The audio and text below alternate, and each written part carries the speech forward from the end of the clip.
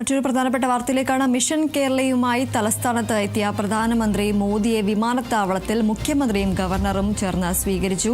ശ്രീചിത്രയിൽ radio ചികിത്സാ സെന്ററിന് തറക്കല്ലിട്ടു. അമൃത് ഭാരത് ട്രെയിനുകൾ ഫ്ളാഗ് ഓഫ് ചെയ്തു. കേരളത്തിൽ 3 അമൃത് ഭാരത് ട്രെയിനുകളും ഫ്ളാഗ് ഓഫ് ചെയ്തു. തുടർന്ന് BJP വികസിത കേരള സമ്മേളന വേദിയിലെത്തിയ പ്രധാനമന്ത്രി കേരളത്തെ രൂക്ഷമായി വിമർശിച്ചു. സംസ്ഥാന സർക്കാരിനെയും കോൺഗ്രസിനെയും ചേർത്തായിരുന്നു വിമർശനം. കേന്ദ്ര പദ്ധതികളൊന്നും കേരളം നടപ്പാക്കുന്നില്ല എന്ന് പ്രധാനമന്ത്രി പറഞ്ഞു. ശബരിമല സ്വർണ്ണ കവർച്ചയും പ്രസംഗത്തിൽ പരാമർശിച്ചു. വിവരങ്ങളുമായി അതുല്യ രാമചന്ദ്രൻ ചേരുന്നു. അതുല്യ, മോദി തിരുവനന്തപുരത്ത് എത്തിയപ്പോൾ ഈ ഒരു കേരളത്തെ അടക്കം രൂക്ഷമായി തന്നെ വിമർശിക്കുന്ന ഒരു സാഹചര്യമാണ് സംസ്ഥാന സർക്കാരിനെതിരെയും. അതുപോലെ തന്നെ ശബരിമല ഏറെ ശ്രദ്ധേയമായി പറയേണ്ടത് ശബരിമലയിലെ സ്വർണ്ണ കവർച്ച അടക്കം ചർച്ചാ വിഷയമായതാണ്. കൂടുതൽ വിവരങ്ങൾ എന്തൊക്കെയാണ്?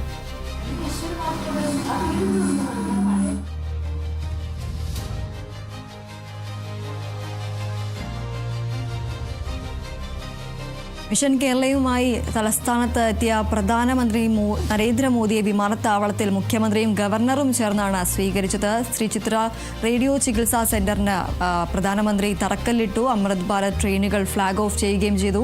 കേരളത്തിൽ 3 അമൃത് ഭാരത് ട്രെയിനുകളും ഫ്ളാഗ് ഓഫ് ചെയ്തു. തുടർന്ന് BJP വികസിത കേരളം സമ്മേളന വേദിയിലെത്തിയ പ്രധാനമന്ത്രി കേരളത്തെ രൂക്ഷമായി വിമർശിച്ചു.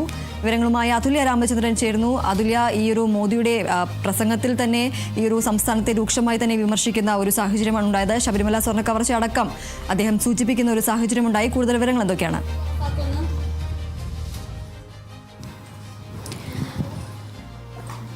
ദീപ്തി, പ്രതീക്ഷിച്ചതുപോലെ വലിയ പ്രഖ്യാപനങ്ങളൊന്നും ഇല്ലാതെയാണ് പ്രധാനമന്ത്രിയുടെ കേരള സന്ദർശനം ഇപ്പോൾ പുരോഗമിക്കുന്നത്. എന്തായാലും വലിയ രീതിയിൽ അതിവേഗ റെയിൽപാതയും അതുപോലെ തന്നെ കേരളത്തിന് വലിയ പ്രതീക്ഷ നൽകുന്ന വമ്പൻ പ്രഖ്യാപനങ്ങളും ഉണ്ടാകും എന്ന രീതിയിലായിരുന്നു പ്രധാനമന്ത്രിയുടെ വരവിനെ BJPയും അതുപോലെ തന്നെ സംസ്ഥാനവും ഉറ്റുനോക്കിക്കൊണ്ടിരുന്നത്. എന്നാൽ അത്തരത്തിലുള്ള പ്രഖ്യാപനങ്ങളൊന്നും ഇല്ലാതെയാണ് ഈ സമ്മേളനം അവസാനിച്ചിട്ടുള്ളത് എന്നുള്ളതാണ്. മിഷൻ കേരളയുടെ ഭാഗമായി എത്തിയ പ്രധാനമന്ത്രിക്ക് മുഖ്യമന്ത്രിയും അതുപോലെ തന്നെ ഗവർണറും ചേർന്നാണ് വിമാനത്താവളത്തിൽ നിന്ന് സ്വീകരിച്ചത്. അതിനുശേഷം നടന്ന പൊതു സമ്മേളനത്തിൽ മുഖ്യമന്ത്രിയുടെ സാന്നിധ്യത്തിൽ വെച്ചുകൊണ്ട് അമൃത് ഭാരത് ട്രെയിനുകൾ ഫ്ളാഗ് ഓഫ് ചെയ്യുകയും അതുപോലെ തന്നെ ശ്രീചിത്ര മെഡിക്കൽ സെന്ററിലെ റേഡിയോ ചികിത്സാ സെന്ററിന് തറക്കല്ലിടുകയും ചെയ്തു. ഈ 2 പദ്ധതികളുടെ ഒരു നടത്തിപ്പ് അല്ലെങ്കിൽ അത് മാത്രമാണ് ഇന്നത്തെ പരിപാടിയിൽ ഉണ്ടായിരുന്നത്. അതോടൊപ്പം തന്നെ കേന്ദ്ര സർക്കാർ കേരളത്തിനൊപ്പമാണ്, കേരളത്തിലെ ജനങ്ങൾക്കൊപ്പമാണ്. അതോടൊപ്പം തന്നെ കേരളത്തിലെ പാവപ്പെട്ടവർക്കായി നിരവധി കാര്യങ്ങൾ ചെയ്യുന്നുണ്ട്. ഇങ്ങനെ കേന്ദ്ര സർക്കാരിൻ്റെ നേട്ടങ്ങൾ അല്ലെങ്കിൽ കേന്ദ്ര സർക്കാരിൻ്റെ വികസന പദ്ധതികൾ ഊന്നിപ്പറഞ്ഞുകൊണ്ടും വിശദീകരിച്ചുകൊണ്ടുമായിരുന്നു അദ്ദേഹത്തിൻ്റെ പ്രസംഗം. മാത്രമല്ല, എൻ്റെ സുഹൃത്തുക്കളെ എന്ന് മലയാളത്തിൽ അഭിസംബോധന ചെയ്തുകൊണ്ടായിരുന്നു അദ്ദേഹം സംസാരിച്ചത്. PM ആവാസ് യോജന, അതുപോലെ തന്നെ ക്രെഡിറ്റ് കാർഡുകൾ വ്യാപകമാക്കുന്നത്, അതുപോലെ തന്നെ മറ്റ് കൂടുതൽ ട്രെയിനുകളിൽ പാസഞ്ചർ ട്രെയിനുകളടക്കം അനുവദിക്കുന്നത് സാധാരണക്കാരെ എങ്ങനെ ബാധിക്കും എന്നുള്ളതെല്ലാം അദ്ദേഹം പറയുകയുണ്ടായി. അതിനുശേഷം കൂടുതൽ വിശദമായി BJPയുടെ വികസിത് കേരള മിഷന്റെ വേദിയിൽ കൂടുതൽ വിശദമായി സംസാരിക്കാം എന്ന് പറഞ്ഞുകൊണ്ടാണ് അദ്ദേഹം പ്രസംഗം അവസാനിച്ചത്. അതിനുശേഷം BJPയുടെ വേദിയിലെത്തിയ പ്രധാനമന്ത്രി കേരളത്തിനെതിരെ വലിയ വിമർശനമാണ് നടത്തിയിട്ടുള്ളത്.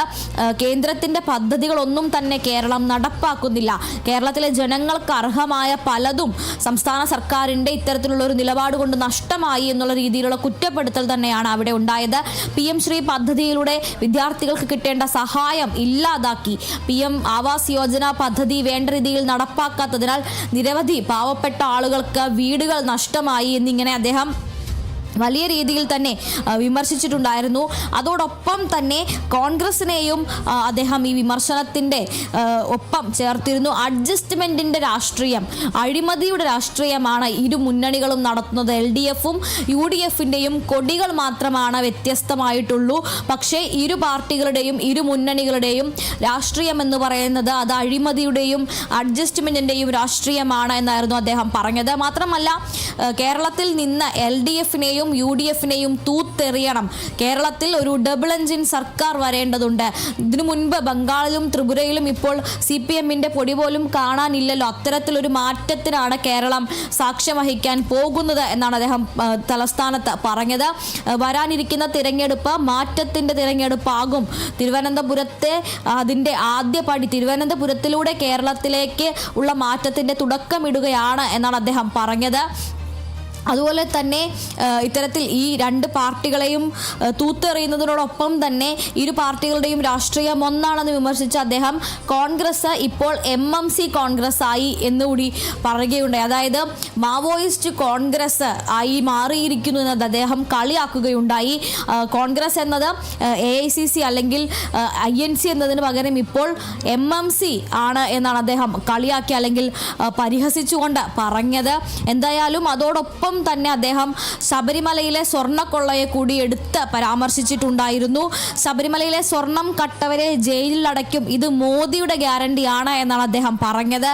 വലിയ രീതിയിൽ ജനങ്ങൾക്ക് ഏത് രീതിയിൽ ജനങ്ങളെ സ്വാധീനിക്കണമെന്ന് കൃത്യമായ ഒരു അറിവോടുകൂടിയുള്ള ഒരു പ്രഭാഷണം തന്നെയായിരുന്നു ഇന്ന് പ്രധാനമന്ത്രി നടത്തിയത് എന്ന് കൃത്യമായും പറയേണ്ടിയിരിക്കുന്നു. കാരണം മലയാളത്തിൽ അദ്ദേഹം സംസാരിക്കുകയും മാറാത്തതെല്ലാം ഇനി മാറും എന്ന് കൃത്യമായി മലയാളത്തിൽ പറയുകയും സ്വർണ്ണ കവർച്ച പോലുള്ള ഒരു വിഷയത്തെ കൊണ്ടുവരികയും അയ്യപ്പന്റെ സ്വർണം കട്ടവരെ, ഭഗവാന്റെ സ്വർണം കട്ടവരെ ജയിലിൽ അടയ്ക്കുമെന്നും അത് മോദി ഗ്യാരണ്ടി ആണ് എന്നും പറയുകയും ചെയ്തിരുന്നു. വലിയ കരഘോഷമാണ് ഇതിന് ലഭിച്ചത് എന്നുള്ളത് കൂടിയാണ് അവിടെ എടുത്തു പറയേണ്ട ഒരു വസ്തുത. എന്തായാലും പ്രതീക്ഷിച്ച രീതിയിൽ വലിയ പ്രഖ്യാപനങ്ങളൊന്നുമില്ലാതെ തന്നെ അതേസമയം കേന്ദ്ര സർക്കാരിൻ്റെ നേട്ടങ്ങൾ എടുത്തു പറഞ്ഞും സംസ്ഥാന സർക്കാരിനെയും കോൺഗ്രസിനെയും അടക്കമുള്ള മുന്നണികളെ ഇകഴ്ത്തി കാണിച്ചുകൊണ്ടുമായിരുന്നു അദ്ദേഹം തൻ്റെ പ്രഭാഷണം അവസാനിപ്പിച്ചത്. അതോടൊപ്പം തന്നെ മറ്റൊരു കാര്യം എന്ന് പറയുന്നത് BJPയുടെ വേദിയിൽ മേയർ VV രാജേഷിനെ വലിയ രീതിയിലുള്ള അഭിനന്ദന പ്രകടനം നടത്തി എന്നുള്ളതാണ്. കൈകൾ പിടിച്ചുയർത്തുകയും ചേർത്ത് പിടിച്ച് ആശ്ലേഷിക്കുകയും ചെയ്തുകൊണ്ടാണ് VV രാജേഷിനെ അഭിനന്ദനം അറിയിച്ചത്. അതേപോലെ തന്നെ ഇത്തരത്തിൽ ആശാനാഥ്, ഡെപ്യൂട്ടി മേയർ ആശാനാഥും കാലിൽ വീണ് അത്തരത്തിലൊരു വൈകാരികമായ രീതിയിലുള്ള ഒരു പ്രതികരണമാണ് അവിടെ നടത്തിയിട്ടുണ്ടായിരുന്നത്. അതുപോലെ തന്നെ 2020 പാർട്ടിയുടെ ചീഫ് കോർഡിനേറ്ററായ സാബു M ജേക്കബും വേദിയിൽ രാജീവ് ചന്ദ്രശേഖറിനൊപ്പം തൊട്ടടുത്ത് തന്നെ മുൻനിരയിൽ തന്നെ ഉണ്ടായിരുന്നു എന്നുള്ളതാണ്. എന്തായാലും പ്രതീക്ഷിച്ച പോലുള്ള പ്രഖ്യാപനങ്ങളൊന്നും ഇല്ലാതെ തന്നെ ഈ ഒരു സന്ദർശനം കടന്നുപോയി എന്ന് വേണം പറയാൻ. ശരി, മിഷൻ കേരളയുമായി തലസ്ഥാനത്തെത്തിയ പ്രധാനമന്ത്രി നരേന്ദ്രമോദിയെ വിമാനത്താവളത്തിൽ മുഖ്യമന്ത്രിയും ഗവർണറും ചേർന്ന് സ്വീകരിച്ചു. ശ്രീചിത്രയിൽ റേഡിയോ ചികിത്സാ സെന്ററിന് പ്രധാനമന്ത്രി തറക്കല്ലിട്ടു. അമൃത് ഭാരത് ട്രെയിനുകൾ ഫ്ലാഗ് ഓഫ് ചെയ്തു. കേരളത്തിൽ 3 അമൃത് ഭാരത് ട്രെയിനുകളും ഫ്ലാഗ് ഓഫ് ചെയ്തു. തുടർന്ന് BJP